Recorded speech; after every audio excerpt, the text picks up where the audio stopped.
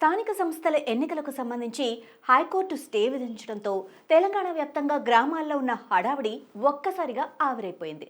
Sarpanch, MPTC, జెడ్పీటీసీల పదవీకాలం పూర్తయి చాలా కాలం కావడంతో గ్రామాలలో అభివృద్ధి కుంటుపడింది. ఈ నేపథ్యంలో ఎలక్షన్ కమిషన్ మొదటి విడత నోటిఫికేషన్ విడుదల చేయడంతో గ్రామాల్లో సందడి వాతావరణం నెలకొంది. కానీ ఇంతలోనే కోర్టు స్టే విధించడంతో ఆ ఉత్సాహం కాస్త నీరుగారిపోయింది. రాజకీయాల సంగతి ఎలా ఉన్నా అసలు ఎన్నికల వాయిదాపై గ్రామాల్లో ప్రజలు ఏమంటున్నారు, వారి అభిప్రాయాలేంటి? ఇదే అంశంపై అభినవ్ భారత్ గ్రౌండ్ రిపోర్ట్. గంపెడాశతో గ్రామ స్థాయిలో ఉన్న నాయకులు ఎప్పుడెప్పుడు ఎన్నికలు అవుతాయని చెప్పి ఎదురు చూసిన ప్రజలు వీళ్ళందరూ ప్రస్తుతం అయోమయంలో పడినటువంటి పరిస్థితి. చాలా మట్టుకు ఎక్కడ చూసినా ఒకటే చర్చ, ఎవరు ఎంపీటీసీగా చేద్దాము, ఎవరు జెడ్పీటీసీగా పోటీ చేశారు, ఇట్లాంటి అంశాలు గ్రామ స్థాయిలో బాగా బలంగా వినిపించాయి. ఒకవైపు బీసీ రిజర్వేషన్ అంశాన్ని సైతం చాలా ఎక్కడ పడితే అక్కడ చర్చ నడిచింది. మరి ఇవన్నీ అడియాశలుగా మారిపోయాయి. ప్రస్తుతం ఎన్నికల కమిషన్ మధ్యంతరంగా ఎన్నికలు ఆపేసాయి. ఎందుకంటే మధ్యంతరంగా కోర్టు ఉత్తర్వులు ఇవ్వడము, 4 వారాల వరకు వాయిదా వేసినటువంటి పరిస్థితి. ఎక్కడ చూసినా ఒకటే చర్చ నడిచింది. ముఖ్యంగా బీసీ రిజర్వేషన్ పైన మరింత ఉత్కంఠగా కూడా చాలా మంది ఎదురు చూశారు. రిజర్వేషన్లు అసలు అమలవుతాయా లేదా అనే సందిగ్ధంలో పడినటువంటి ప్రజలకు ఒకేసారి ఆశ ఆవిరిగా మారినటువంటి పరిస్థితి. ఇక్కడ ప్రజలే కాదు, నాయకులు సైతం కూడా ఎంతో ఉత్సాహంగా ఏ పార్టీ నుంచి టికెట్ వస్తుందా అని ఆశించిన వాళ్ళు భంగపడినటువంటి పరిస్థితి. ఇటు కానీ ఆ పరిస్థితిగా తయారైందని చెప్పి రాజకీయ నాయకులు, ఆశావాహులు కూడా మొత్తం అయోమయంలో పడారు. ఎందుకంటే నిన్న జరిగినటువంటి సంఘటన ఏదైతే అక్కడ వెళ్ళినటువంటి కోర్టుకు సంబంధించినటువంటి మధ్యంతర ఉత్తర్వులు రావడంతో చాలా మటుకు గ్రామాల్లో ఎక్కడికెక్కడ కూడా సైలెంట్ అయిపోయినటువంటి పరిస్థితి. అంతకుముందు ఎక్కడ చూసినా చర్చ నడిచింది. ఈ ఎన్నికల అంశం పైన అనేక రకాలుగా దీనిపైన ఎన్నో చర్చలు నడతాయి. అవన్నీ సైలెంట్ అయిపోయినటువంటి పరిస్థితి. ముఖ్యంగా ఎన్నికల కమిషన్ అయితే ఒకవైపు నోటిఫికేషన్ జారీ చేసింది. ఎంపీటీసీ, జెడ్పీటీసీ సంబంధించి 2 విడతల వారీగా నిన్న 9వ తారీఖు స్టార్ట్ చేసినటువంటి అంశంగా చెప్పొచ్చు. నిజామాబాద్ జిల్లా వ్యాప్తంగా ఒక జెడ్పీటీసీ, 8 ఎంపీటీసీ అభ్యర్థులైతే మొత్తం అప్లికేషన్లు దాఖలు చేశారు. మరి వాళ్ళ ఆశలు సైతం అడియాశలు అయిపోయాయి. కోర్టు ఉత్తర్వులతో మొత్తం జిల్లా వ్యాప్తంగా సైలెంట్ గా మారినటువంటి పరిస్థితి. మాట్లాడదాం. కొంతమంది అక్కడక్కడ కూర్చొని చర్చించుకుంటున్నారు ఇదే అంశం పైన. అసలు ఎన్నికలు ఎందుకు జరగలేదు, జరిగితే బాగుంటుండే అని చెప్పేసి వాళ్ళ అభిప్రాయం అయితే మనకు వినిపిస్తా ఉంది. మాట్లాడదాం, ఏమనుకుంటారు చూడొచ్చు. వాళ్ళు డిస్కషన్స్ అయితే కూడా నడుస్తా ఉంది. ఇదే అంశం పైన మాట్లాడుకుంటున్నట్టు మనకు క్లియర్ గా వినిపిస్తుంది. కాగా మొదటగా మీరు చెప్పండి, ఎన్నికల అంశం మొత్తం ఎక్కడ ఏ గ్రామంలో చూసినా ఒక హడావిడి. ఎవరు నిలబడతారో, ఎవరికి ఓటేద్దాము, ఎట్లా పరిపాలిస్తారు, ఇవన్నీ చాలా డిస్కషన్ నడిచినాయి. మరోవైపు బీసీలకు 42% అనే అంశం కూడా చాలా ఎక్కడ పడితే అక్కడ నలుగురు కూర్చున్నా, ఏ చాయ్ బండి దగ్గర కూర్చున్నా అదే అంశం మాట్లాడుతుంది. ప్రస్తుతం ఎన్నికల సంబంధించి మధ్యంతర ఉత్తర్వులు వచ్చాయి. కోర్టు బ్రేక్ వేసింది. 4 వారాల పాటు వాయిదా వేసింది. ఇదంతా ఎట్లా అనిపిస్తుంది మీకు? ఈ మొత్తం గవర్నమెంట్ డ్రామా ఆడుతున్నది. ఎందుకు బ్రేక్ వేసింది? వీళ్ళకు బీసీలకు అది కాదు, ముందు పరిపాలన కుంటి పట్టింది. ఇప్పుడు విలేజ్లలో పరిపాలన లేక కుట్టి పట్టింది. పబ్లిక్ ఇప్పుడు లీడర్ కొడుకున్న పబ్లిక్ ఓలను పోయి అడగల, ఏం ఆపద వచ్చినా ఓల కడ అడగల. ఇప్పుడు కార్పొరేటర్ ఉన్నాడు, కార్పొరేటర్ 10 కాలం అయిపోయింది. ఓలకు అడగల, ఏమైనా పని ఉంటే ఏం వచ్చినా ఏదైనా అవసరం ఉన్నదంటే ఓల దగ్గర పోయి అడగాలని తెలుస్తలేదు. ఇదేంది ఇది? పెట్టేదేదో కరెక్ట్ పెట్టేస్తే అయిపోతుండే. ఇప్పుడు ఎక్కి 2 సంవత్సరాలు అయిపోయాయి. సంవత్సరం కింద పెడుతున్నాడు, ఇప్పుడు సంవత్సరం దాటిపోయాయి. ఏం లాభం? ఇది ప్రభుత్వమే గిట్లున్నా అక్కడ ఎట్లా కరెక్ట్ ఉండని? కరెక్ట్ లేదు. అందుకోసం మనుషులకు విరక్తి చెందింది. ఎలక్షన్ అంటే దూరం ఉండురా బాబు అంటున్నారు. ఎలక్షన్ వద్దు ఏమొద్దు అనుకుంటారు. సపరేట్గా ఇదే పరిపాలన గిట్లనే ఉన్న గంగలవని అని అంటున్నారు. ఆడొచ్చిండు ఈడొచ్చినట్టు ఓల దగ్గర పోతలేరు. అందుకోసమే ఏం లాభం?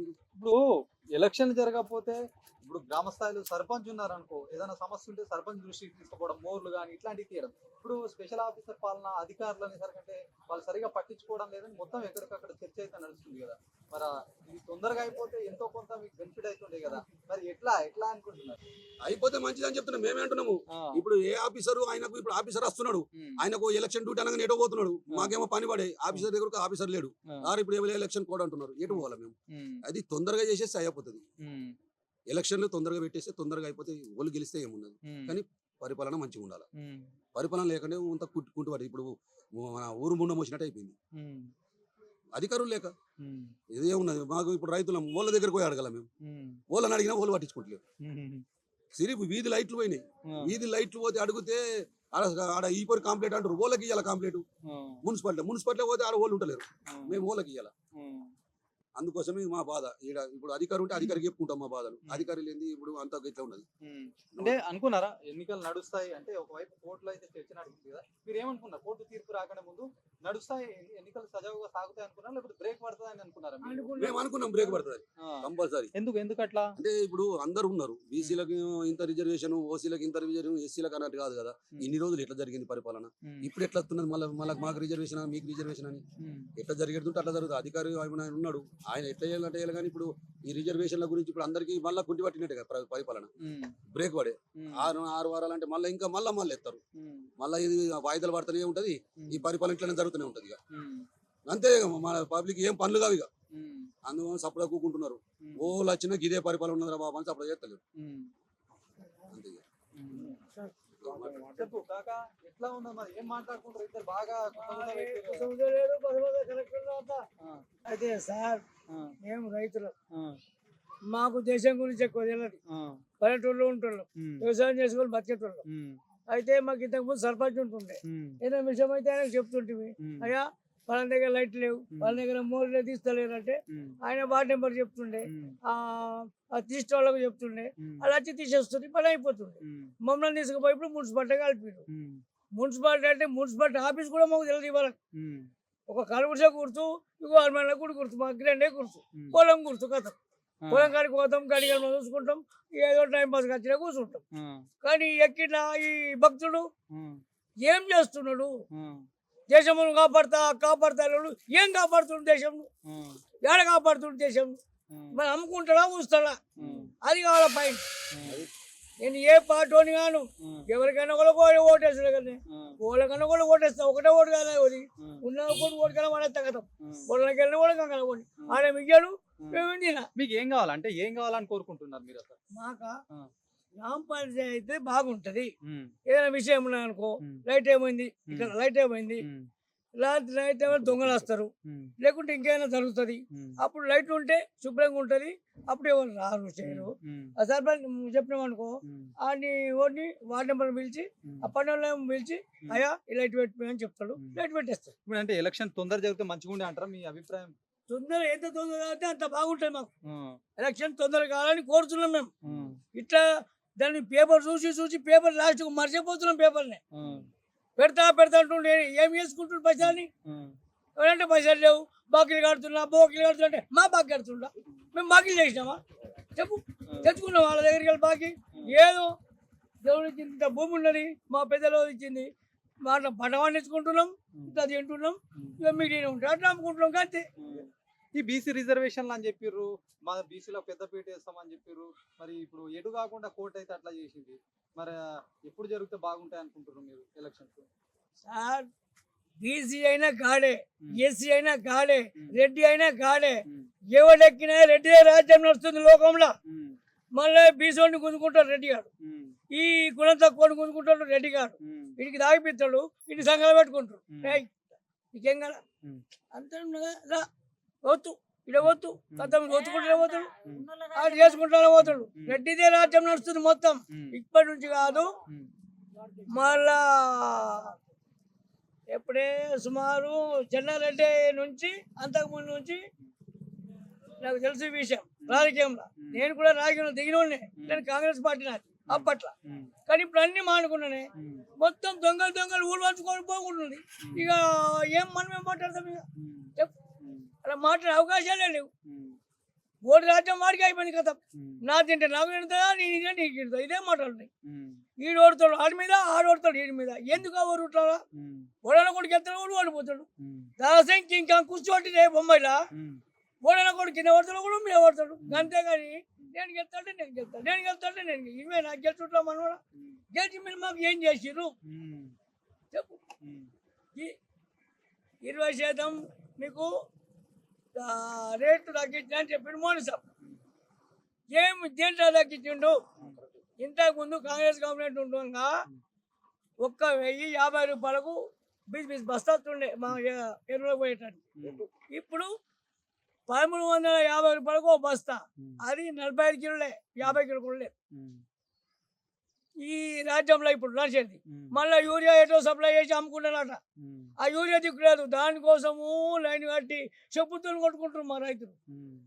పుట్ట కాలగానే యూరియా పుట్టగానే కంపల్సరీ కావాలి రైతుకు. ఆ లేక ఎన్నెన్నో బాధలు పడుతుంది. ఈ విషయం నడుతుంది ఇట్లా. అమ్మా చెప్పండి, ఎట్లా ఎలక్షన్స్ మొత్తం ఆగిపోయినాయి, మరి అంత ఎలక్షన్ జరుగుతాయి, ఎలక్షన్ జరుగుతాయి అనుకున్నారా లేకపోతే ఏమనుకున్నారా అసలు? అంటే సర్పంచ్ ఎన్నికలు ఇప్పుడు ఏ ఊర్లో అయినా ఏ గ్రామంలో అయినా సర్పంచ్ ఉంటే తొందర పనులు అయితే అంటారు. సర్పంచ్ చాలా ఎందరు గెలిచినాకంతే ఓడు గెలిచినా ఒక 10 రూపాయలది కమాయించింది ఆడు కమాయించుకుంటున్నాడు, ఆడే బొందలు వేసుకుంటున్నాడు. ఓడు కూడా పనికాయ బుందడు వచ్చింది లేదు, పని చేసింది లేదు. మా ఓళ్ళకు ఒక హెల్ప్ చేసింది లేదు. ఉన్నోళ్ళకు సాయం చేస్తున్నాడు, లేనోళ్ళకు సాయం లేదు. లేనోళ్ళకు మళ్ళీ గెలిచిన సేపు మన మాట పట్టించుకుంటాడు. మన మాట కాదని మళ్ళీ గెలిచిన తర్వాత వేరేళ్ళ మాటని మాట్లాడతాడు. ఎక్కడైనా అదే రాజ్యం ఉన్నది. ఆ ఓడు గెలిచిన ఇదే మాట ఉన్నది. మనకు లేనోళ్ళకు హెల్ప్ చేస్తేనే కరెక్ట్. బియ్యం కార్డులు లేక ఎంతో బాధపడ్డారు. మొన్న వచ్చినాయి 10 ఏళ్ళ సంధి, 10 సంవత్సరాలు అయి కొడుకు పిల్లలకు లగ్గలాయి. బియ్యం కార్డు లేదు. కేసీఆర్ అది 2000 పింఛన్ అన్నోడు 2000 ఇస్తున్నాడు, ఆడి ఇయ్యకపాయ. మళ్ళీ పిల్లలకు స్కాలర్షిప్ వస్తున్నది, అది ఇయ్యకపాయ. అని మాట ఎందుకు నీతి తప్పుతున్నాడు. ఇడు గెలిచినోడు ఇంత బస్సులు ఉచితం పెట్టిండు, 2 కొట్టిపించుకుంటున్నాడు. 2 దండకు దంచుకుని ఉన్నది. నేను నువ్వు ఆ మొగాడికి అయితే పైసలు సీటే దిక్కులేదు, అడికి సీటీ లేదు, మన్ను లేదు. అది కరెక్ట్ అవును లెక్క. నువ్వు సగం అందరికి సగం పెట్టినవాడికి మంచిగా ఉంటుండే, మొగళ్ళ కాడలకు సగం పెట్టినవాడికి మంచిగా ఉంటుండే. అది ఏమి అర్థం రాజకీయం కాదు, అది మన్ను కాదు. అది ఏం రాజకీయమో ఏమో. దొంగలు కూడా ఊరు పంచుకున్నాడు. ఉన్నోడికి వెళ్ళిపోయేసుడు, లేనోడికి ఉత్తగా ఖరాబ్ చేసుడు. లేనోడికి అయితే కూడా పట్టించుకోడు, 1 రూపాయి కూడా పట్టించుకోడు. అట్లున్నది కథ. ఎలక్షన్ మీద తొందరగా కావాలా. ఎలక్షన్ తొందర అయితేనే బెస్ట్. కానీ పనులు చేసేటోళ్ళు కావాలి. ఓడన్నా గెలని పనులు చేసేటోడు కావాలి. అడుగు నేను ఎక్కుతా, నువ్వు ఎక్కుతా, నేను నిలబడతా, నేను నామినేషన్ ఇస్తా, నువ్వు కొన్ని పైసలు సరిపోతుంది. అంటే బాగా మంది ముందరకు వచ్చిండేనా? అంటే ఎలక్షన్ దగ్గరకు వచ్చిందనగానే మొత్తం హడావిడి బాగా మొదలైందా? అత్తున్నది కదా, దగ్గరకు అత్తున్నది. నేను నిలబడతా, నువ్వు నిలబడతా, ఏ ఊళ్ళన్నా కానీ అట్లని ఆల్రెడీ ప్రచారం స్టార్ట్ చేసిండు. ప్రచారం జాతి చేసిండు. ఇప్పుడు నడుస్తున్నాయి. నాకేయు నీకే అనుకుంటా. ఇంకా నామినేషన్ పడలేదు కానీ ముందే ఈసారి అని చెప్తున్నాడు. మళ్ళీ ఓడేమో 1 రూపాయి ఇచ్చినోడు లేడు. వాళ్ళ బొందలకే కొట్టుకొని తింటారు. ఇక మొగడికి 1 పావ, ఆడదానికి 1/4 కిలో కూర. ఆ 1/4 కిలో కూరకు పావకు లంచకుడు మోతది అవుతున్నారు. ఇక ఓడిష్టం ఉంటే అడిగేస్తాము. ఓడన్నారా అని మేమైతే అంట ఓడిష్టం ఉంటే అడిగేస్తాం. మేము 4 ఓట్లు ఉన్నాయి, మంచి కోటేస్తాము అందరు ఊరోళ్ళు. ఓడైనా ఇంటోడు కాడు ఇంతే. 1/4 కిలో కూర, పావ, ఆడోళ్ళకు 1 థమ్సప్ సీసా ఇంకా వేసుకుంటా అన్ని ఖరాబ్ చేస్తున్నారు లంచోడు. ఇప్పుడు అది అందరికి బీసీకి వచ్చింది. బీసీ కంటే జనరల్ కదా, ఇక బీసీ వాళ్ళకి అందరికి పని చెప్తుంది కదా. కోమట్లకు బామట్లకు అందరికి ఇప్పుడు ఆగిపోయిందమ్మా. అసలు ఉండుంటే ఇంకా హడావిడి ఎక్కువ అయిపోతుండే కదా. ఇప్పుడు ఎలక్షన్స్ ఆగిపోయినాయి. నేను కోర్టు ఆపేసింది. 4 వారాల దాకా వాయిదా పెట్టింది. మరి ఇట్లా కోర్టు తీర్పు ఇట్లా ఇచ్చింది. బీసీలకు రిజర్వేషన్లు ఇస్తున్నారు కదా, అవన్నీ చూద్దాము, మీరు కౌంటర్ దాఖలు చేయాలని చెప్పారు. మరి గ్రామంలో మీరు ఎట్లా చర్చ నడుస్తుంది అంటున్నారు? గ్రామంలో ఎలక్షన్ కావాలన్నట్టే ఉన్నది. కావాలన్నట్టు కానీ అక్కడికి వెళ్ళి పైకి వెళ్ళి వచ్చింది ఓడేం చేస్తాడు. పైకి వెళ్ళి వచ్చిన దానికి ఓళ్ళు ఏం చేయరు. అక్కడికి వెళ్ళి అత్తనే ఆడరు, ఏదైనా చేస్తారు. ఇక మనం అనుకున్నా కూడా సాధించలేము. మనం సాధిస్తామా? అక్కడికి వెళ్ళి అత్తనే సాధిస్తారు ఏదైనా. చూడొచ్చు, గ్రామ స్థాయిలో వాళ్ళ ఆగ్రహం కట్టలు తెంపుకుంటుంది. ఎందుకంటే దాదాపు 1 ఇయర్కి ఎక్కువ అయిపోయింది సర్పంచ్ ఎన్నికలు. మొత్తం సర్పంచ్ ఎన్నికలకు సంబంధించి సర్పంచ్ అందుబాటులో లేకుండా సర్పంచ్ పదవీ కాలం అయిపోవడంతో 1 ఇయర్ పాటు మొత్తం గ్రామం అంతా అభివృద్ధి కుంటుపడినటువంటి సిచ్యువేషన్ లో గ్రామ స్థాయిలో ఉన్నటువంటి గ్రామ ప్రజలు సైతం ఆవేదన వ్యక్తం చేస్తున్నారు. అధికారుల పాలన కాకుండా ఎవరైతే మంచిగా పరిపాలించే వాళ్ళకి ఓట్లు వేసే వాళ్ళము ఆ తుడిలో కూడా ఎలక్షన్స్ జరుగుతాయనుకుంటే ఇట్లా పరిస్థితి మొత్తానికి వాయిదా పడ్డాయని చెప్పి వాళ్ళ ఆవేదన వ్యక్తం చేస్తున్నారు. వాళ్ళ కడుపులో ఉన్నటువంటి బాధ సైతం, అంటే ఏ ఎలక్షన్ అయినా ఎవరు పోటీలోకి వచ్చినా స్వార్థంగా ఆలోచిస్తున్నారు కానీ నిస్వార్థంగా ఊరికి మంచి చేద్దాము, వ్యక్తులకు మంచి చేద్దామన్న అభిప్రాయాలు వాళ్ళ దగ్గర లేవని చెప్పి కొంతమంది అయితే చెప్తున్నారు. ఈ ఉచితం బస్సులు పెట్టేందుకు మన దేశంలో ఒక్క రోజుకు కొన్ని కోట్ల నష్టం జరిగిపోతుంది. అదే బీద వాళ్ళకు ఇస్తుంటే ఏదో లోన్లు, బర్రె లోన్లు, కుక్క లోన్లు, నక్క లోన్లు, మేక లోన్లు ఇస్తే ఏదో కట్టేస్తున్నాయి. కట్టకపోవడం లేదు, గవర్నమెంట్ బాగా ఇప్పుడు కట్టే ఉంటుంది. ఏదో మందుకో లోన్ ఇచ్చడో, లేక వ్యవసాయదారుడికి పొలకు లోన్ ఇస్తే అది ఎట్లా కంపల్సరీ కడతాడు, ముంచాడు. అవి లేక ఆటోలో కూర్చొని బస్సులు పెట్టి ఎంత నుక్సాన్ చేస్తున్నాడు. మళ్ళీ టికెట్ తీసుకొని కూర్చుంటే 6 పోతే 20 రూపాయలు పోతుంది, 70 రూపాయలు అయితే 6 పోతుంది. మళ్ళీ టికెట్ తీసుకోవాలి, కింద కూర్చుంటారు. ఆటో తొక్కుంటే వాళ్ళు అమ్మరు, ఆటో తొక్కుంటా వాళ్ళ ఈ సిద్ధకళ పద్ధతి. మరి మన ముఖ్యమంత్రి మన సార్ అక్కడ వాళ్ళది వాగ్దానం ఇట్లా నడుస్తుంది మన దేశం. ఇట గవర్నమెంట్ చెప్పిన మాట 4,000 పింఛన్ ఇస్తా అని చెప్పిండు రాహుల్ గాంధీ. 4 పోసండి, 4 పోసలేవే. పోసల్లో మన అన్ని మంది కూడా అన్నీ పోతున్నాయి. అన్ని అబద్ధాల పుట్ట. ఆ పుట్టలు ఎందుకు ఉన్నదో నిజం చెప్తే బాగుంటుంది కదా. నువ్వు మొత్తం ఇయ్యాను, అది కూడా బేపికలు ఉంటుంది. మాకు ఖర్చు కూడా ఆగించుకుంటాం. ఆ కళ్ళగడి కలుపుకున్నా పని చేసుకుంటాం, చాలా చాలా బాగా పని చేసుకుంటాం. అవే బుక్కలు తింటాం, పని చేసుకుంటాం, మా ఇంట్లో మేము ఉంటాం. అది కూడా ఇది చూడొచ్చు. వాళ్ళు ఇంతకు ముందు ఏదైతే రాజకీయ పార్టీలు వాగ్దానాలు చేస్తాయో ఆ వాగ్దానాలు సరిగా నిరూపించుకోవట్లేదు, అవి అమలు చేయట్లేదు అని చెప్పి ఒకవైపు ఆవేదన వ్యక్తం చేస్తున్నారు. ఎందుకంటే ఎలక్షన్ లో సందడి మొదలైందంటే పార్టీలన్నీ కూడా మొత్తం ఎవరికి అభ్యర్థులు ఎవరైతే గ్రామ స్థాయిలో ఉన్నారో, ఎవరైతే ప్రజలకు అందుబాటులో ఉంటారో అట్లాంటి వాళ్ళకి సైతం సీట్లు ఇవ్వాలి. అట్లా కాకుండా ఎవరైతే వాళ్ళు రావడము, ఏదో చేద్దామని చెప్పి హామీలు ఇవ్వడం, అవన్నీ హామీలని ఇవ్వకపోవడం, హామీలు ఇచ్చిన తర్వాత పనులు చేయకపోవడం, మొత్తం గ్రామ స్థాయిలో అయితే విమర్శలు రేకెత్తున్నటువంటి సిచ్యువేషన్.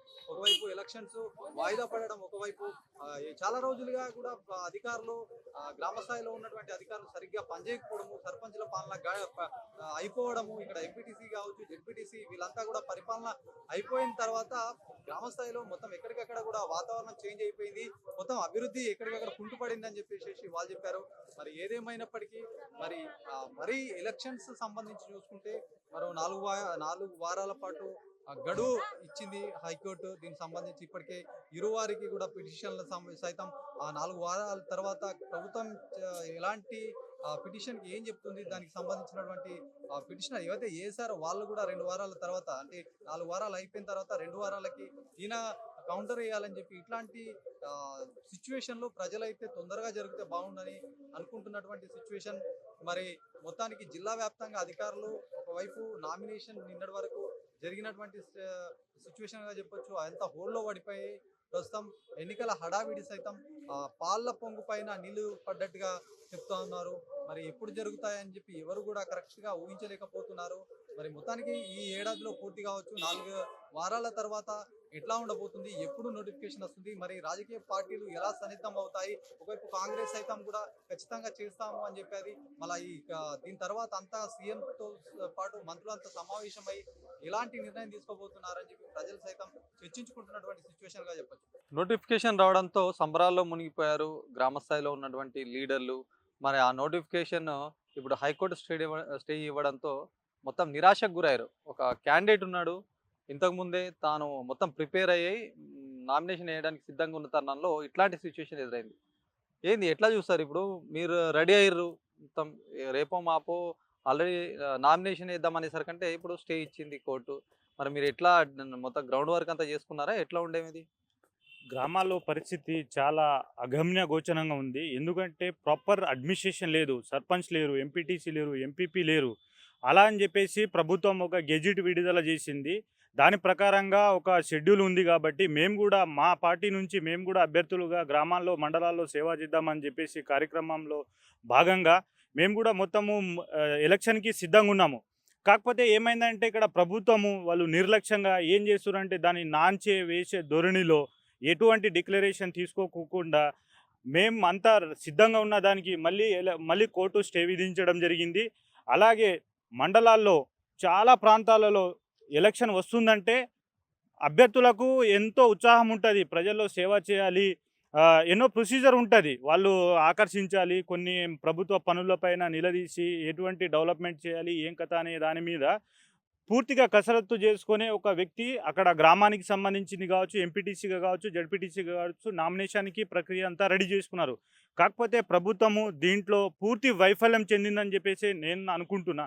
ఎందుకంటే గత 2 సంవత్సరాల నుంచి ఒక సర్పంచ్ లేడు, ఒక ఎంపీటీసీ లేదు, ఒక ప్రాపర్ అడ్మినిస్ట్రేషన్ లేదు. ఏదైనా అంటే మన స్పెషల్ ఆఫీసర్ అంటారు, ఎవరు ఏ విలేజ్లో ఏం నడుస్తుంది అనేది లేదు. ప్రభుత్వం ఎంత వీలైతే అంత తొందరగా ఎలక్షన్ నిర్వర్తిస్తే మేము కూడా అభ్యర్థులుగా మేము మండలాల్లో మాకు సేవ చేసేదానికి మాకు ఆస్కారం ఉంటుంది. ఇప్పటికైనా ప్రభుత్వము దీనిపైన దృష్టి సారించాలని చెప్పేసి నేను కోరుకుంటున్నాను. అంటే ఇప్పుడు మీరు ప్రిపేర్ అయ్యారు, మొత్తానికి నామినేషన్ ఇద్దామని చెప్పి ప్రిపేర్ అయ్యారు. గ్రౌండ్ వర్క్ అంతా చేసుకొని మరి ప్రజల దగ్గరికి వెళ్తే వాళ్ళు ఎట్లా రిసీవ్ చేసుకున్నారు, ఏమంటున్నారు, అసలు ఈ ఎన్నికల గురించి అసలు జరుగుతాయన్న సందేహం కూడా వాళ్ళు ఉండే. మరి మీకు ఎట్లా అనిపించింది, జరుగుతాయి అనుకున్నారా, ఎట్లా అనుకున్నారు? ప్రభుత్వము అంటే ఎలక్షన్ జరుగుతూనే నోటిఫికేషన్ ఒకసారి ప్రభుత్వం విడుదల చేసినప్పుడు ఖచ్చితంగా కోర్టు దాని తదనుగుణంగానే నిర్ణయం ఇస్తారని చెప్పేసి అనుకున్నాము. కాకపోతే ఏమైందంటే ప్రజలు ఇప్పటికీ విరక్తి చెందుతున్నారు. ఎందుకంటే నోటిఫికేషన్ వస్తుంది, అగో వస్తుంది, ఇగో వస్తుంది అని ఊరించడమే తప్ప ఎటువంటి ఇది లేదు. ఏదో ఒకసారి ఎలక్షన్ అయితే అక్కడ గ్రామాల్లో ఈ ఒక ఉద్రిక్తతగా తెరదీసి ఈ మన ఎలక్షన్ నుంచి ఎవరైతే గెలుపొందుతారో వాళ్ళ నుంచి పనులు తీసుకుంటారు. ఇప్పుడు వీళ్ళు ఏమనుకుంటారు అంటే, అరే వీళ్ళు ఎలక్షన్ వేయరు, ప్రభుత్వం ఇలానే నాంచుడు ధోరణికి ఇది చేస్తూ ఉంటుందని చెప్పేసి ప్రజల్లో చాలా అసంతృప్తి అయితే ఉంది. ఇప్పటికీ గ్రామాల్లో కావచ్చు, మండలాల్లో కావచ్చు, జిల్లా హెడ్ క్వార్టర్లో ఇలానే వీళ్ళు కాలయాపన చేస్తే రాబోయే రోజుల్లో ప్రజలంతా రోడ్ల మీదకి వచ్చే పరిస్థితి అయితే కనిపిస్తుందండి. ఇప్పుడు కొంతమంది ఇప్పుడు ఏదైతే అభ్యర్థులు ఉన్నారో, ఎంపీటీసీ అభ్యర్థి కావచ్చు, జెడ్పీటీసీ అభ్యర్థి కావచ్చు, వాళ్ళు పార్టీ నుంచి టికెట్ వచ్చిన వాళ్ళేమో హ్యాపీ మూడ్లో ఉంటారు. ఎందుకంటే తల కన్ఫర్మ్ అయింది, ఎలక్షన్ జరిగితే బాగుండే అని. కొంతమంది పార్టీ డిక్లేర్ చేయకుండా వేరే వాళ్ళకి వస్తుందని చెప్పి అట్లాంటి వాళ్ళు ఏంటంటే ఈ ఎలక్షన్ జరగకుండానే బాగుండరా బాబు అన్నట్టు అట్లా అనుకున్నారు. మరి ఈ ఇట్లాంటి ఆలోచన అసలు సహజంగా వస్తుంది అంటారా? అది కొన్ని భిన్నమైన ధోరణి ఉంటుందండి. ఎందుకంటే కొన్ని పార్టీలు ఇప్పుడు అధికార పార్టీలకు సంబంధించింది వాళ్ళ దగ్గర మేము ఎలా వెళ్తే బాగుంటుంది, గవర్నమెంట్ దగ్గర ఫండ్ ఉందా లేదా అనేది వాళ్ళు బేస్లో చూసుకుంటారు. మేము బీఆర్ఎస్ పార్టీ తరఫున 100% మేము ప్రజల్లో వెళ్ళడానికి సిద్ధంగా ఉన్నాము. ఖచ్చితంగా మాకు ఎలక్షన్ వస్తే మాకు ఎన్ని ఇబ్బందులు ఉన్నా ఎలక్షన్లో మేము గెలిచి మా సత్తా ఏందో చూపిద్దామని చెప్పేసి ధోరణిలో ఉన్నాము. కాకపోతే ఇది ఏమైందంటే వీళ్ళ నాన్చుట్ల ప్రజల్లో ఈ అభ్యర్థుల్లో కూడా చాలా వైఫల్యం చెందుతారు అభ్యర్థులు కూడా. ఎందుకంటే చాలా ఖర్చుతో కూడుకున్నది ఎలక్షన్ అనేది. దీంట్లో ఇప్పటికీ చాలామంది పెట్టుబడి దావత్లు అది ఇది అని చెప్పేసి మీకైతే తెలిసిన విషయమే. ఎందుకంటే చాలామంది పెట్టుకున్నారు. ఇప్పుడు మళ్ళీ దీన్ని పోస్ట్పోన్ చేయడం వల్ల అభ్యర్థుల్లో కూడా నిరాశ అనేది కనిపిస్తుందండి. అంటే గ్రౌండ్ స్థాయి వర్క్ చేసుకున్నారు, ఎవరికి ఎట్లా మేనేజ్ చేయాలా, ఎట్లా ప్రజల్ని ఆకట్టుకోవాలని మొత్తం ప్రిపేర్ అయ్యారు. అవునండి. అంటే ప్రజల్లో కాదు, ఇప్పుడు మా పార్టీ నుంచి మాకు టికెట్ ఇస్తే మేము ఎటువంటి అంశాలు అని చెప్పేసి మేము మా పార్టీ తరఫున మాకు గైడ్లైన్స్ ఉంటుంది. మేము ఏ విషయం పైన మాట్లాడాలి, మేము ప్రజల్లో ఎటువంటి వైఫల్యం చెందిందనే మీదికి వెళ్ళి మేమంతా ప్రిపేర్ అయి ఉన్నాము. ఎప్పుడైతే ఎలక్షన్ వస్తుందో మేము పోటీ చేయడానికి రెడీగా ఉన్నాము. మిగతా పార్టీ అభ్యర్థులు కూడా రెడీగానే ఉన్నారు. కాకపోతే ఎలక్షన్ పెట్టడానికి ప్రభుత్వం వద్ద దమ్ము లేదంటున్నా నేను. ఎలక్షన్ నడపడానికి ప్రభుత్వం దగ్గర దమ్ము లేదు. దీన్ని నాంచి వేయాలి, దీన్ని ఏదో ఒకటి విధంగా మేము కాలయాపన చేసుకుంటా పోతామని చెప్పేసి ధోరణిలో ప్రభుత్వం కనిపిస్తుంది. బీసీ రిజర్వేషన్లు దీనిపైన ఏం చెప్తారు అసలు? ఇప్పుడు గ్రౌండ్ చాలా మట్టుకు కూడా బీసీ రిజర్వేషన్లు ఇది ఎస్సీ ఎస్టీకి కాకుండా ఈ 42 అనేసరికంటే 67% వెళ్ళిపోయింది. అసలు జరుగుతాయా అనే ఒక ఇదైతే ఉత్కంఠ అయితే ఉండే. కోర్టు తీర్పు వస్తుంది, చాలా డైలమాలో ఉండే కదా ప్రజలందరూ, అభ్యర్థులు సైతం అట్లనే ఉండే కదా. ఇదంతా రేవంత్ రెడ్డి కాంగ్రెస్ ప్రభుత్వం ఆడుతున్న నాటకం. ఎందుకంటే వీళ్ళకి తెలుసు ఏంటంటే మేము ఇది జీవో వచ్చేస్తాము, మళ్ళీ దీన్ని కోర్టు కొట్టేస్తుంది, మళ్ళీ ప్రజల్లో గందరగోళం చేద్దామనే ఉద్దేశంతోనే ఉంది. 100% వాళ్ళు ఏది చేయాలనుకున్నారో అదే మైండ్ గేమ్తోనే వీళ్ళు దీనిపైన బీసీల పైన 100% వాళ్ళు ఏం చేయాలనుకున్నారో అదే దానిపైన ఉన్నారు. కోర్టు పరిగణనలో తీసుకున్న వీళ్ళే పెట్టేసి వీళ్ళే చేయడానికి కూడా రెడీగా ఉన్నారండి. ఏదైనా ఉంటే మా పార్టీ హైకమాండ్ మాట్లాడుతుంది. దాని గురించి అయితే మేమేం చెప్పదలుచుకోలేము మండల స్థాయిలో.